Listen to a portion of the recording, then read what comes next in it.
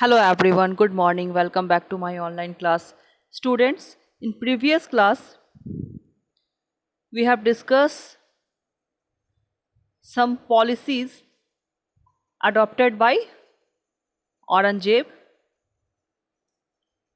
Today we are going to discuss some more about Aurangzeb reigns. In Aurangzeb's time, the Mughal Empire was the largest stretching from Kashmir in the north to Bijapur in the south. सबसे ज़्यादा साम्राज्य का विस्तार अगर ऐसे देखा जाए तो मुग़ल एम्पायर में औरंगजेब के ही टाइम हुआ था। नॉर्थ में ये कश्मीर से लेकर साउथ में बीजापुर तक था। And from the Hindu Kush in the west to the Chittagong in the east, और वेस्ट में ये हिंदू कुश से लेकर ईस्ट में चित्तगोंग तक था। He was very conservative Muslim and led an austere life. जैसा कि मैंने कल भी बताया था कि औरंगजेब बहुत ही कंजर्वेटिव माइंड का था और बहुत ही कट्टर मुसलमान था, और ऐसा नहीं था कि ये सारी जो बातें हैं वो दूसरों पर सिर्फ थोपता था, वो खुद भी अपने लाइफ में उसको फॉलो करता था। जो वो दूसरों को बोलता था, जो वो दूसरों पे अप्लाई करता था, उसको वो अपने लाइफ में भी फॉलो करता था।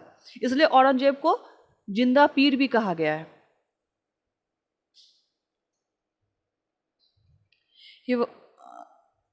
He bitterly opposed all forms of entertainment such as music and dance. He was, however, master of several languages including Arabic and Russian. He also paid careful attention to all aspects of governance. इसके अलावा औरंगजेब ने जो इसके पहले जो मुग़ल बादशाह हुए, उनके दरबार में कई तरह के संगीतज्ञ होते थे। वैसे दरबारी होते थे जो कि म्यूज़िक को पसंद करते थे या म्यूज़िक को बहुत बढ़ावा दे रहे थे, तो उसको औरंगजेब ने अपने शासनकाल में रोक दिया। उन्होंने म्यूज़िक और डांस पे पाबंदी लगा दी। हालांकि वो खुद कई तरह के लैंग्वेज को जानता था, जैसे कि रशियन और अरबिक उसे बहुत ही अच्छी तरह से आती थी। इसके अलावा एक और बात मैं बता दूं, औरंगजेब खुद वीणा बजाने में परफेक्ट था। इसके अलावा उसने अपने गवर्नेंस में बाकी सारे एस्पेक्ट्स को काफ़ी अटेंशन दिया। Next, the Mughal court. In governance and court decorum, Mughal Empire followed the Central Asian tradition.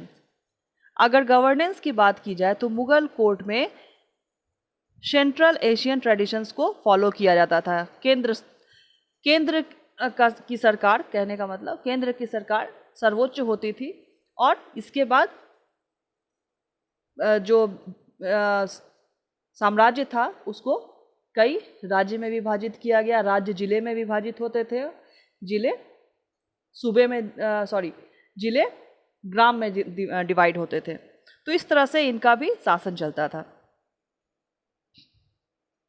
The tradition of considering the ruler as the representative of God on earth was reflected in fact that the Mughal throne was kept on raised platform. इसके अलावा इनके समय भी वही बातें थी कि राजा को गॉड का रिप्रेजेंटेटिव समझा जाता था और प्रजा को उनकी हर बात फॉलो करनी होती थी, और प्रजा को भी ऐसा मानना पड़ता था कि जो हमारे राजा हैं, जो हमारे शासक हैं, बादशाह हैं, वो गॉड के रिप्रेजेंटेटिव हैं।